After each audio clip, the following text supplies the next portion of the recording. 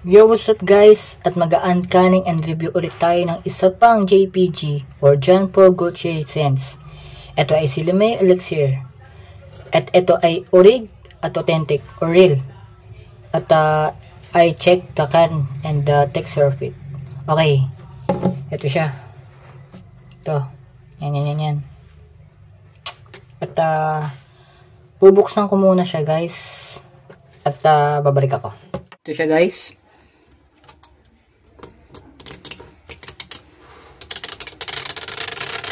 Yan.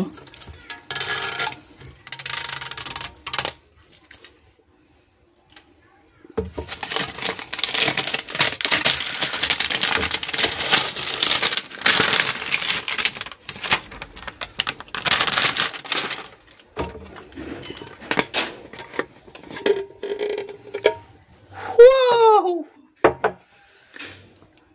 Ganda guys.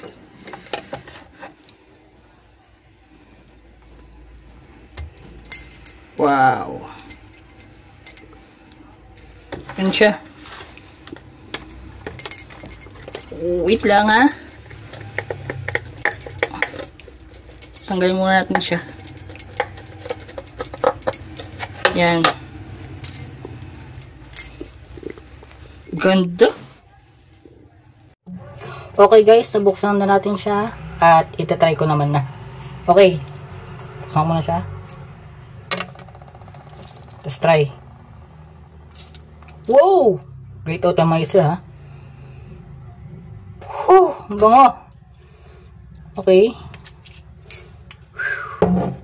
Okay, it is vanilla, sweet, honey, amber, aromatic, lavender, tobacco, green, fresh, spicy, and powdery.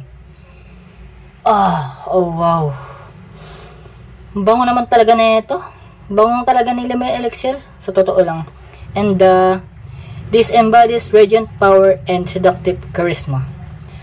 By the way, you can smell the woody, aromatic, amber, tropical tonka bean, legendary lavender, at ang seductive benzoin niya. At di siya masakit sa ilong, very sweet and very refreshing ang scent niya. At napakaganda ng bote, syempre, kitang-kita nyo naman, di ba? At napaka-sweet din ang scent niya. At although pwede din siya pang everyday use or in night outs. And thank you Luxury Perfume for sending me this LeMay Elixir. At sobrang bango talaga. At that's it guys. Hope you like my uncanny and review about LeMay Elixir. Thank you guys for watching.